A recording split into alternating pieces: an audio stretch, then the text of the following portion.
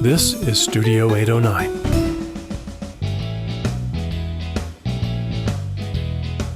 Hi, everybody. Welcome to the Outdoors Hiking Bob podcast. I am your host, Hiking Bob Falcone. You can check me out on my website, hikingbob.com, which has links to my social media, my columns at the Colorado Springs Independent, which are now a monthly column, hopefully. We'll go back to getting them more frequently than that, but for now, they're monthly.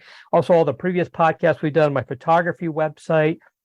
There's also a link there where you can email me if you have any questions about anything, any comments, all that kind of stuff, suggestions for topics to cover. We also appreciate those. All that stuff you can do at hikingbob.com. Also, if you'd like to support this podcast, you can do that at Patreon, patreon.com/hikingbob. And we appreciate all the patrons who help support the podcast, and hope that you'll support the podcast too. Today, I have an acquaintance of mine who is an avid hiker, an experienced hiker. Her name is Sandy, and we'll leave it at that. She has a story to tell about an incident that occurred to her while hiking down in New Mexico. And if you've been following the news lately, there have been some rather disturbing incidents where women hikers have been assaulted by males, unfortunately. There was been a couple cases up in the Denver area, and in those cases, fortunately, people have been arrested. And Sandy has a story to tell, not only about the incident that occurs to her, but we're also going to talk about the aftermath and the reaction she's gotten from people. And I think this is an important story to tell, and I appreciate that Sandy reached out to me and is telling the story and has agreed to be on the podcast so we can discuss it. So Sandy, with that, I think I'm going to turn it over to you to tell the story. Well, let's talk about where you were, what happened, the incident, and then we'll move on to the next part of it. I may drop in every once in a while and ask you a question or two, just to clarify things. But if you don't mind, I guess start off with your experience in hiking and how much hiking you do. And from what I know about you, you're pretty well prepared and everything. You're not a newbie to hiking, and you're not an ill-prepared hiker. So I guess we could start with that and go on from there. Well, Bob, thank you so much for having me and letting me share this story, this experience, especially for other women hikers. I've always enjoyed the outdoors, grew up in a camping, fishing family. I started hiking when I moved back to Colorado in 2000, but didn't really get into it until about 2010. I really started doing more, started taking trips specifically to hike. I've had some rough years with asthma and things, but I tend to hike about 5 days a week in the summer, more if I can get away with it. My work allows me to do that. And so I've been a very regular hiker, especially like the last 4 or 5 years, around Colorado. And this incident happened in New Mexico. So, basically what happened, I had planned a trip down to the Red River, New Mexico area. I've been there before. And I was on the Columbine Hondo Wilderness Trail. I've done this trail before, although I hadn't done all the way the last time, but I've done it before. I made the ascent. It was a beautiful morning. On my way back down, I came to the river. There are multiple river crossings on this. Some of them have actual bridges. Some of them, it's just shallow and, 2 feet, you just step across it. This was one of the ones that had the boulders, the logs, all the way, across. And I've done dozens of those. They're all over Colorado too. And this year we've had a lot of rain, so we've got a lot of moving water.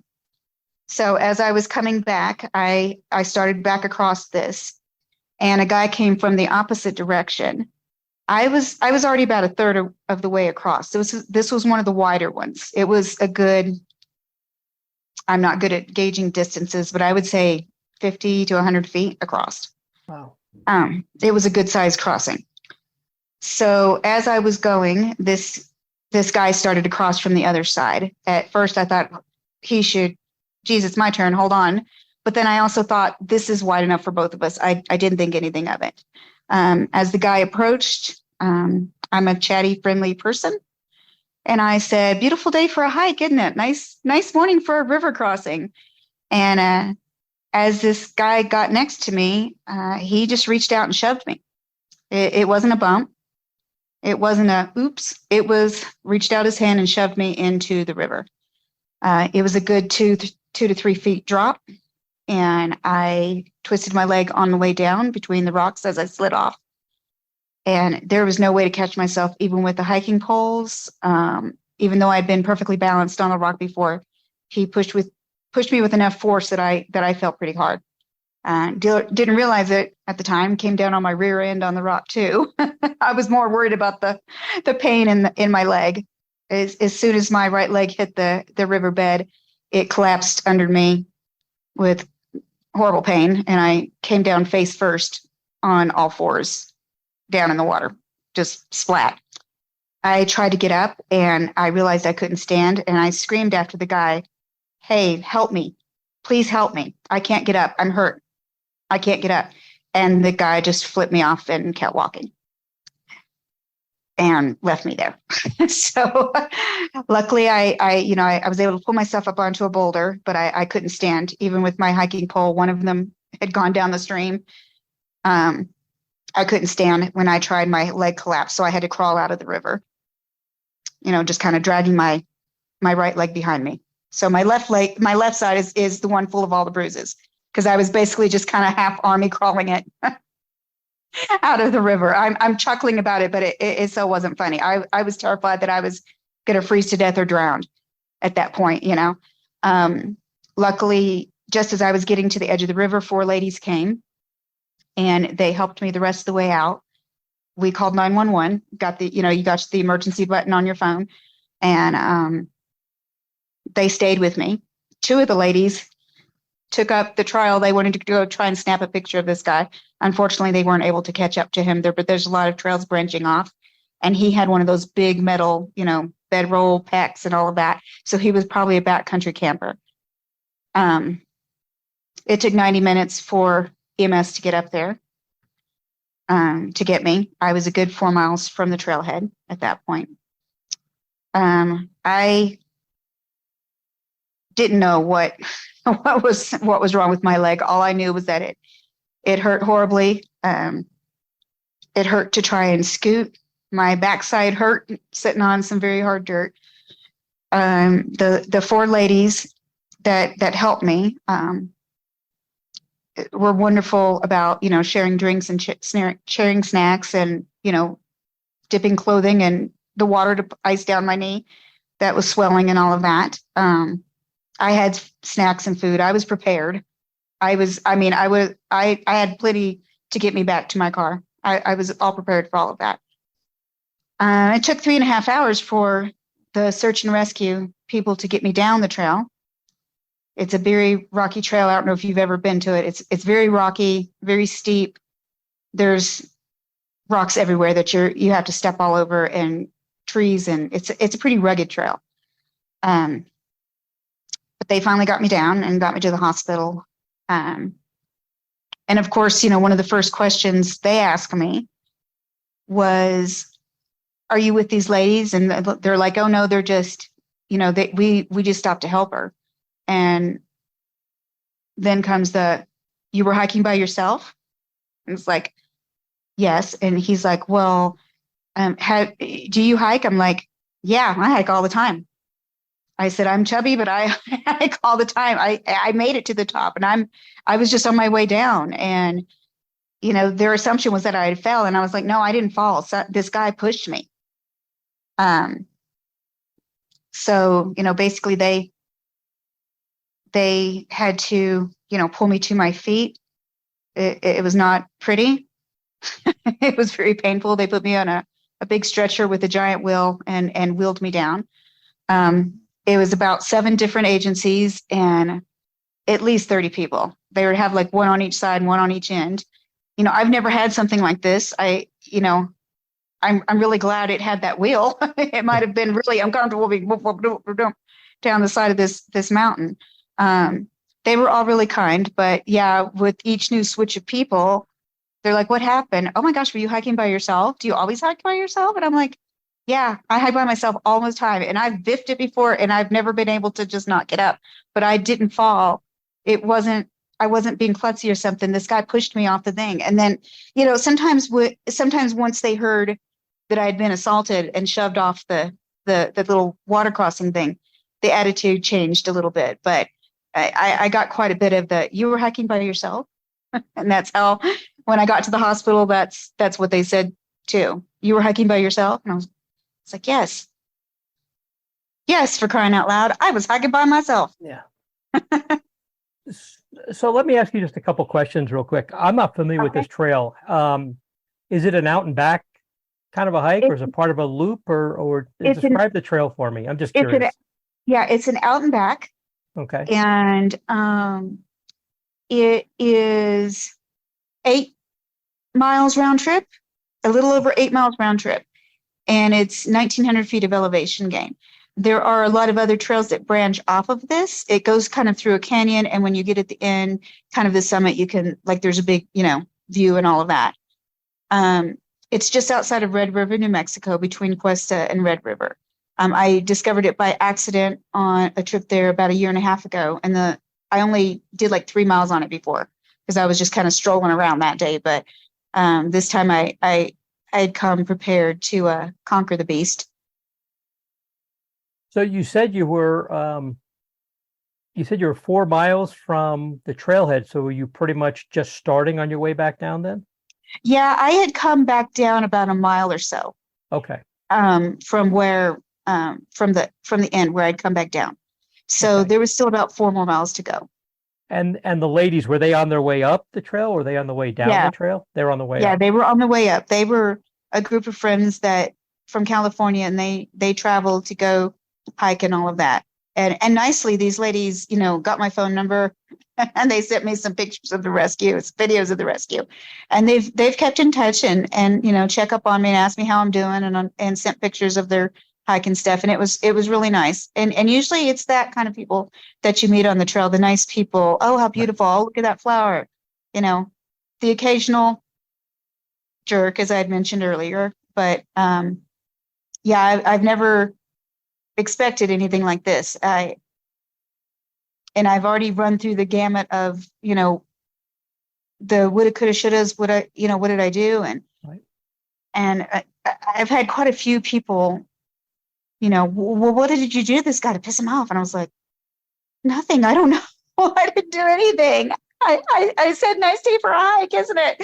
And I thought, well, geez, did I piss him off? Because I looked back down and I was watching where I was going. I wasn't looking at him when he shoved me. I didn't even see it coming. Did he shove you like with both hands, or just reach out a hand and just push you off, or what? Well, this guy was a pretty good sized guy. Now I'm pretty short. I'm only 5 feet tall. So I would guesstimate this guy was probably around 5'11", 5'6", okay. And he was a pretty burly guy. He was a good sized guy.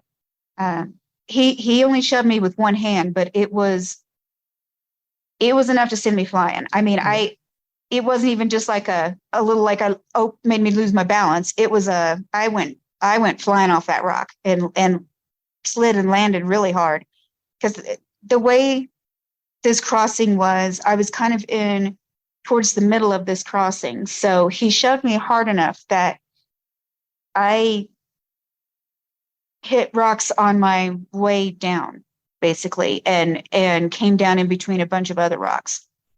And when I landed so hard, it was the impact, I guess, that fractured my leg, that broke my leg. But I didn't know it broke at the time. Right. How deep was the river at that spot? It was a good 6 to 8 inches deep. Okay. When I landed face first, my first horrible thought was, holy crap, I'm about to drown. It was enough that, I'm lucky I didn't scrape off my face, but I kind of it was kind of a sandy bottom at the spot where, lucky for me, because the doctor said it probably broke a lot of my fall. But it was enough that I was soaking wet. The water was going over me, until I got up on my hands and knees.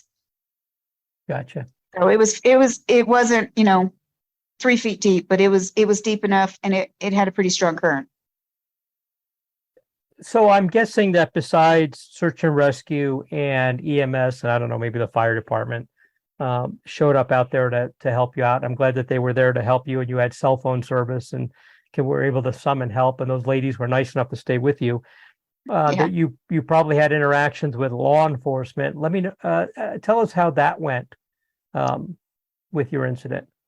Well, when we called back to the dispatcher just to kind of get an idea of, okay, where's the rescue team? And, she asked me what happened. And of course the dreaded, were you hiking alone question? But then she asked me if I wanted to file a report. And I said, well, yeah, I do. I'm hurt. And I said, I don't know if I'm hurt bad, but I can't walk. And, I'm waiting for EMS to come and rescue me. Yeah, I want to file charges. So she said to call back when I got to the hospital. So once I got to the hospital and they got me a little bit settled there, that was a whole other not great experience. But I called back, and she sent the deputy out to talk to me. Okay. And how would you describe your encounter with the sheriff's deputy? He was a nice young man. There were some 2 or 3 other guys out in the hall. They didn't come in the room. We only talked for a few minutes. And of course, his first question, of course, was, you were hiking by yourself. And I said, I don't think this has anything to do with me being by myself. I said, I was assaulted. If I was in the middle of a street and got run over, would it matter that I was walking across the street by myself? I just basically told him the story as I told it to you. Was able to give a description of the guy, except for his eye color because he had on sunglasses. I said it's probably not the best description. I really just looked at I looked at him. I saw him coming. Looked up at him when I said, "Nice day for a hike." But I gave them a pretty good description of him. What he was wearing and the kind of backpack, the metal frame, backcountry stuff type thing, the pants hanging off the side and all that jazz.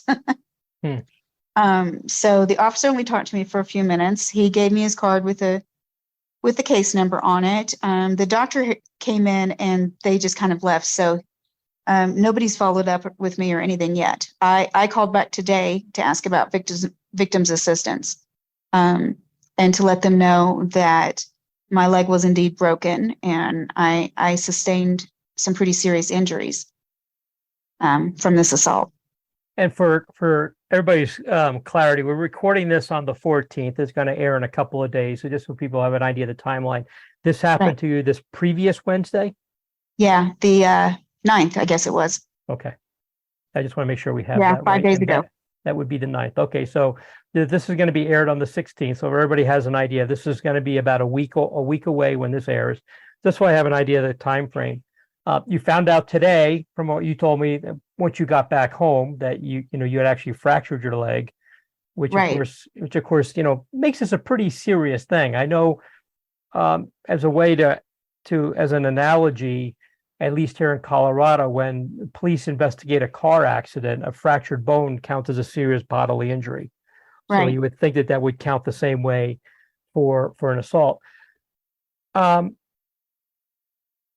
I guess I'm struggling with a couple of things here. I understand, on one hand, I understand the question, were you hiking alone? Because for law enforcement, they give you some context.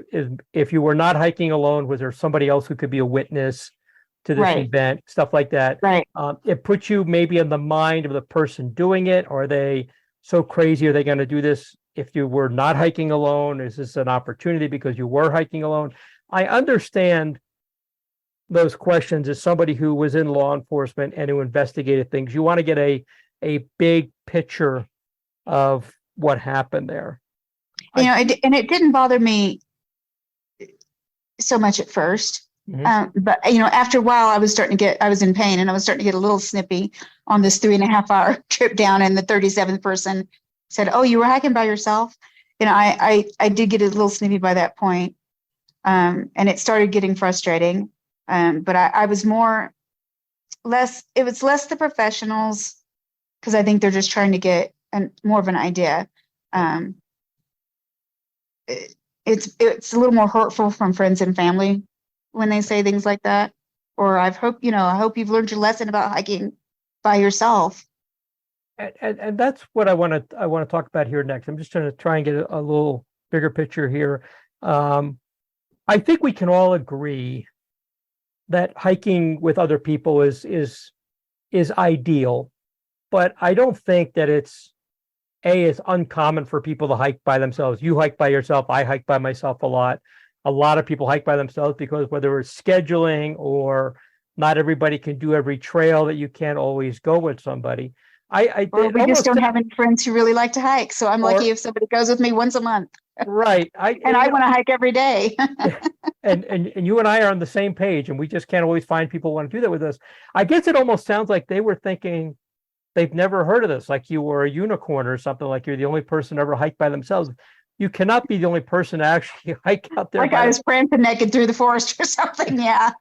Well, and the person who did this to you was hiking by themselves. So I understand them asking the question in context, but it almost sounds to me from what you're describing that they were acting amazed that you hiked by themselves. Like, why should that be such an unusual thing that they acting like they've never heard of that before? I'm sure. I run into solo hikers all the time. Yeah. Men and women. Yeah, all the time. So you had this terrible incident that occurred to you. You've suffered a fractured leg, and you told us before we started recording, you're going to be disabled, so to speak, for at least 8 weeks, I guess. Is that about right? What the orthopedic doctor today said was that it's 8 weeks, absolutely no weight bearing. Oh boy. So I go back in 4 weeks for another CT scan to make sure it's healing. I basically have to stay off it. And I said, like, I can't even balance on and she's like, no. She said, if you were to accidentally come down on it, she said it wouldn't take much to just snap that bone. It's really a break in the worst possible area where my lower leg bone meets my upper leg bone right behind my knee. Okay. So while I can bend my knee, and I'm encouraged to bend my knee and move my leg a little bit, I cannot put any pressure on it. That means no driving, no anything, no kicking the cat across, no anything. Not that I would, poor kitty. So yeah, and that's just, and hopefully at that point I can transition into some kind of walking cast type thing. She said it could be up to 16 weeks for recovery. And I said, but by then it's going to be winter and I won't be able to hike or anything. And I started crying when she told me. The emergency room down in Taos, now obviously, my leg was horribly swollen then, and this little hospital didn't have, MRIs and all of that jazz. They said, oh, it's not broken. And then even the urgent care, when I got back to Colorado Springs, I was trying to get an MRI and they x-rayed it and they're like, oh, it's not broken. So it really threw me when she said, oh, it's broken. All right. And it's broken in a horrible, bad place. She's like, this is one of the biggest pressure points in your body. She said it would just take one little misstep to snap. So it's kind of scary. Is that I'm looking at probably 6 months before I'll be able to hike again. Oh man.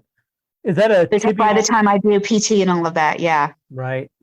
Is that a tibial plateau fracture? Is that the yes. Yes. Yes, that is what she called it.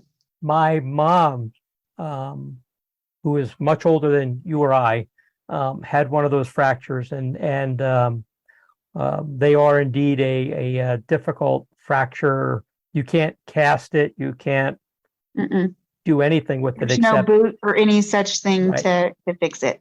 Right. And it is right on top of the lower leg. So all that pressure of your body rests on it. I am so sorry that you have had to deal with this. And, I'm dealing with this on a couple of different levels of emotion, and I'm sure nothing compares to what you feel. I'm angry that this happened to you at all. Nobody deserves to have this happen to them on a trail. Nobody deserves to be assaulted for any reason. Nobody deserves to have somebody be such a jerk to them and just shove them off a trail. And then nobody deserves to be what sounds like almost victim shamed for this. it shouldn't matter at all that you were hiking by yourself. And it shouldn't matter that you're a woman hiking by yourself. Now, unfortunately, and we kind of mentioned at the beginning, these things do happen. And as a male, I'm pissed that other males treat women this way. It's disgusting to me, but you shouldn't be. And you can explain this a little better. I feel like you're being victimized a second time because you explained people were acting like, well, if you weren't hiking alone, this wouldn't have happened, which is garbage. And that could have happened to any one of those 4 women that you were nice enough to encounter. What would have stopped them from pushing one of them off of there and running down the trail? Nothing would have stopped them. It does feel like victim shaming, and, to complicate matters, I mean, the broken leg is only one of the injuries, Right. And I thank God, and I am so grateful that it wasn't worse. And I mean, that guy could have killed me. Right. I could have drowned, but I could have broken both my arms on the fall or something. I've got what the doctor called impact trauma on my shoulders and arms. So I can't even do crutches because my shoulders and arms hurt so bad. And it's not broken, thank God, but I've got a absolutely horrendously bruised tailbone. And I've got a spectacular bruise on my backside to match it. So I guess I did really hit that rock hard on the way down. I was just more concerned with my leg and didn't feel it on my big butt. Right. So I mean, it's like, I've already had my could things get any worse? And I'm like, I didn't mean that, God. Yes, they could. But I mean, it's hard to get up and down. My house is not exactly wheelchair accessible. My bathroom, I basically have to stop my little scooter I'm scooting around on, little walker thing that I can sit on, and then hop across the bathroom on one leg to go to the bathroom. It has terribly complicated my life, and the pain has not been fun. But worse than that is the attitude that I've gotten from a lot of people. I've straight up had people tell me, I hope this teaches you a lesson. I hope you've learned your lesson about hiking by yourself. Well, at least you're not going to be out traipsing through the woods by yourself anymore for a while. What bothers me about that, if it happened to me, somebody would ask me if I was hiking by myself. I get it. I understand that question in context, but I don't think anybody would look at me as a male and say, you shouldn't be hiking by yourself. Right. What difference does it make? It makes no difference. And you, whether it's you as a woman or me as a male, shouldn't have to deal with worrying about being victimized because they're hiking by themselves. And that's the part that you have the right to go hiking by yourself and not become a victim, of the assault, and then victimized a second time by people saying, well, that's what you get for hiking by yourself. It's just garbage. I mean, again, we'll go back to the beginning where ideally you don't hike by yourself. You go in 2s, 3s, 4s, like those ladies you encountered. Ideally, that's the way to go. It's preferred. But if for circumstances you just don't do that, and I don't, and you don't, and thousands of other people hike by themselves, it shouldn't make you a target, and you shouldn't be victimized or criticized because you're hiking by yourself. It just, to me, that's the part that really, on top of the assault, that's the part that really kind of makes me a little crazy with this thing. Well, even more victim shaming to me is than the were you hiking alone stuff was all the questions that people seem to feel entitled to ask. Well, what did you do to piss this guy off? What did you say to him? Yeah. Did you give him a dirty look or something? Well, what were you doing? Were you not hiking fast enough? Were you in this guy's way? What did, So how did you even have the right of way?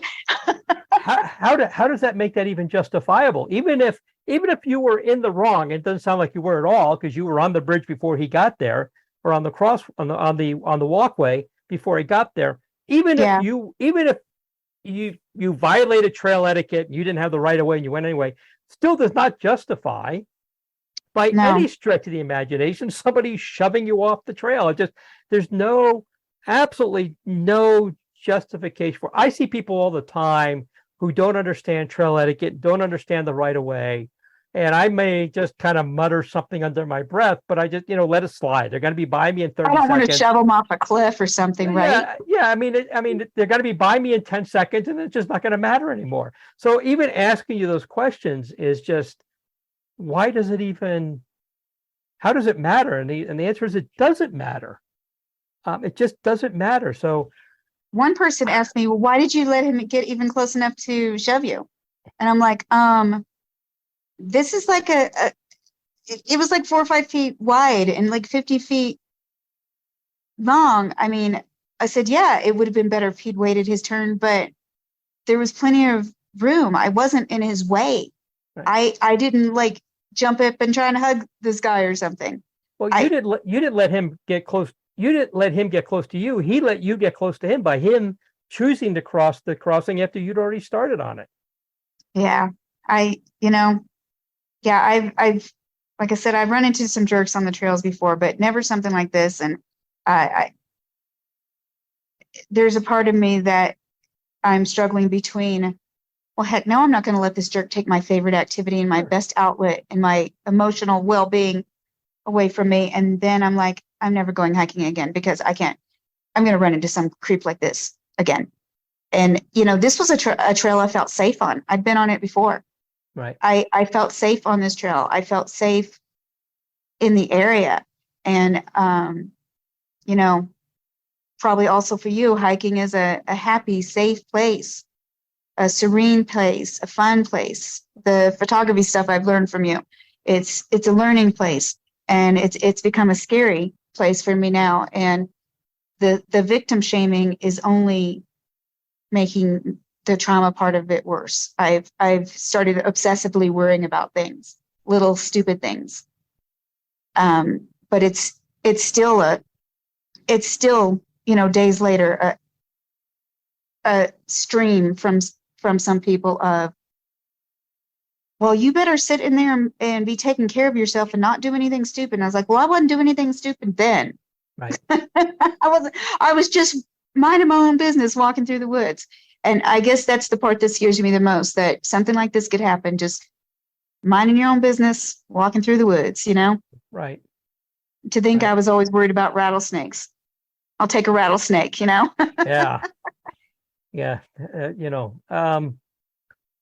Sandy, I've reached out to the sheriff's office down there in Tahoe County in New Mexico, asked them for a copy of the report, a public records request. And I'm curious to see how they're addressing this. I hope they follow up. I hope you get to talk to that deputy and explain to him your injuries, because obviously that elevates the severity of this case. And I don't know how it works in New Mexico, what their levels of crime are, whether this makes this into a felony or something like that. I don't know. This elevates this. It's a serious bodily injury. He hurt you enough to break a major bone in your body.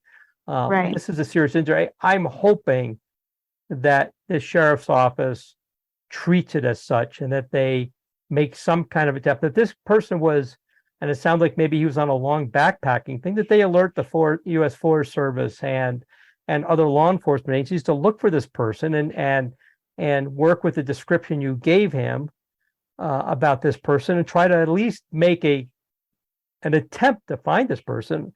Do you get the feeling that they're really pursuing this, or what's your impression of how they're dealing with it down there?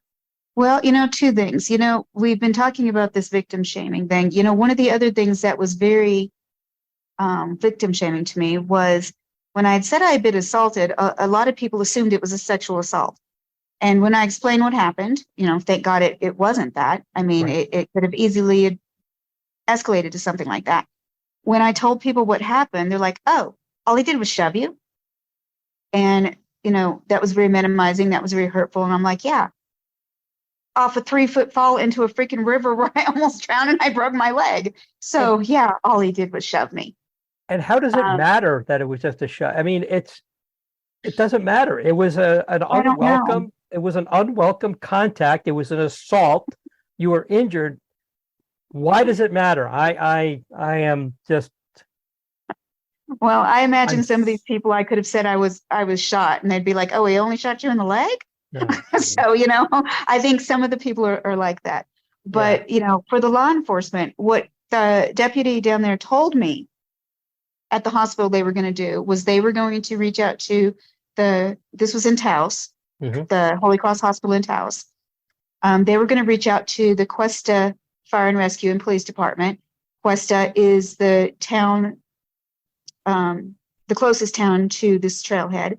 They were going to reach out to the Red River Fire and Rescue and Police Department, and they were going to reach out to this Columbine campground. The trailhead was in a campground, to the campground host to tell them don't tow the blue Subaru. The lady's in the hospital, and to tell them to be on the lookout for this guy and to call if they see him, and to try and account for the cars there, see if they could Okay. find this guy's car or something.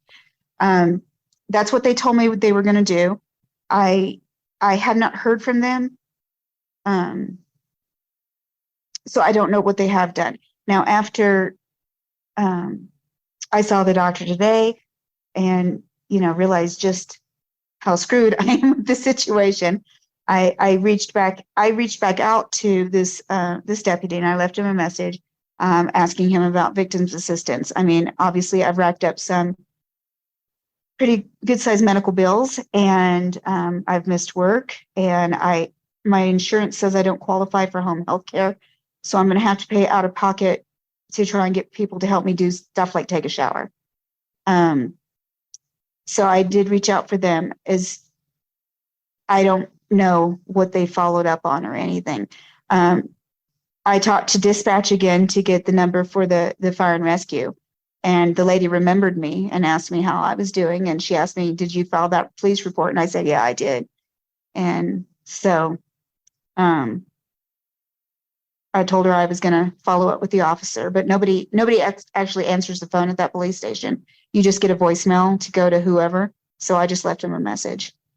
I get the feeling from when I looked at their website, because you file the request for report on the website, that it's a fairly small sheriff's office. There's a lot of Yeah. a lot of rural sheriff's office are here, and even in Colorado we have some very small ones. So It's a pretty, this area is mostly like ski resorts, and, Angel Fire, Eagle's Nest, Taos, Red River. It's all a ski area. I don't ski. I always Right. figured I'd break my leg. But I like to go down there to hike. So it was all these different little towns, and Taos isn't that big of a town either. It's a good sized town, but it's not even like half of Colorado Springs. So no, the hospital didn't even have like an MRI machine or anything really. So I get the feeling I think they have a pretty good sized search and rescue with all of them. right. But I don't know how much resources they have to devote to something like this. Well, Sandy, again, I'm sorry this happened to you. Shouldn't have happened to you. There's no reason for it to happen to you. There's no excuse anybody has to do something like this to somebody else. And I'm even more sad that you are facing, blowback from friends and family and others, just people, somehow making this because you were out there by yourself. That's why this happened. I mean, obviously that's garbage. I mean, I'll just come right out and say that, I don't know any of these people. I don't have to be nice Agreed. to them. Agreed. Yeah, I don't know them. I don't have to be nice to them. I think if you're shaming anybody, whether it's Sandy or anybody else, because somebody else does to them, that's just wrong. There's just no reason for that. Absolutely no justification for that kind of stuff. Sandy, I hope your recovery goes well. I hope Thank you. that you don't abandon hiking. I know you love to hike, and I see the stuff you do, and I met you when you came to one of my photography little workshops, and we got to chat a little bit. I hope that doesn't stop you from doing that. I understand you've got a lot of things you have to work through, and I hope you get the support you need. And I also hope that you keep me up to date on the progress of this, because I want to know how you do as you move along with not only your physical recovery, but obviously there's going to be an emotional aspect to this. And Yeah, the emotional piece is really just starting to hit me. yeah, It was funny. I didn't cry for hours after that after it happened until they hit me with the fentanyl in the ambulance. Then I started crying. Why did this guy try to kill me? I mean, I was kind of a mess. Yeah. I don't doubt it for a minute. And keep in touch. Let me know, how you do. I'm particularly interested because it was my line of work, and how the investigation goes with the sheriff's office. And likewise, let me know if you hear back from them. Yeah, and I'm not saying they're not doing anything. We have no idea what they're doing. Let's make that very clear. We just don't know what they're doing right now. We haven't heard anything. You haven't heard anything. I don't know either. Right. So I don't. Well, I do have to give kudos to all the fire and rescue down there. Right. They were awesome people. About 30 of them, and 7 different things in 3.5 hours to get me down. They were awesome people. Yeah, they're the best. The people who come out there and get us out of the woods and get us off the mountains are the best, and they do a lot of hard work. So fingers crossed. I really hope you get out of this well, and more importantly, that you I shouldn't say more importantly. Physically, I want you to get better. I want you to get, all the help you need. I want you emotionally get the help. And then I hope later down the road that you're back out hiking on the trails, that you feel safe and secure and confident enough to go back out on the trails. I'm a therapist myself. I recognize the signs of trauma for myself. And I am going to get treatment for it and all of that. Good. To work through it. My fear of hiking, fear of river crossings. I don't know. Yeah. The whole thing's kind of a mess right now. Yeah. And for everybody out there, a couple lessons I want everybody to come away from with this is, and we've talked about this a lot on the podcast, and Kevin and I, when we do these shows and we talk about things that happen to other people, we don't want to, we never try to victim shame anybody. The only people I shame are people who are just criminals or just do stupid things. And certainly that's not you in this case, but it's the person who did this to you. They deserve all the shame they can get. But I want, a couple of lessons to be learned here is, of course, as we always say, keep an eye on your surroundings. Keep an eye on the people out there. It wouldn't have changed anything for you, but the good part is you were able to give the police a good description. So again, that's the advantage there. I could have been a karate chief. I don't think it would have mattered. It happened so quickly. Yeah. And like I said, nobody would say a guy would have said what they said to you if it was a guy that had happened to. And you were prepared. So as I was, the one time I needed to have search and rescue help me out, I was prepared. If it took all night, it would take all night. I was prepared for it. You were prepared. So be prepared, because anything can happen, even on a short hike like this was for you. And be careful out there. Be nice to each other, for crying out loud. Those 4 ladies, and their names, God, they're great people. They stayed with you and waited with you until search and rescue got to you, and that interrupted their hike, but they did that for you, and they've kept in touch with you. They're great people, and we really should all be like that when we run into somebody who needs some help, to help them out and be there to help other people. So to them, thank you. And hope they set an example for other people to be how you should treat other people out there.